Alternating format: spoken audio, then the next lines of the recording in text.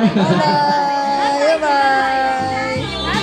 Siyempre sa ating mga guests, balik na po tayo sa ating upuan dahil mag-ready na ang ating mga sarapin. Nami-ready, mami-ready para po sa ating lahat. So, balik na po tayo sa ating upuan.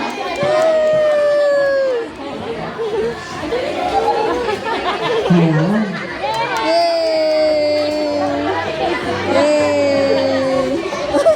Ayan, balik na po tayo yung mga guests muna sa labas. Pasok na po tayo dito, guys. Wow na, Eloy!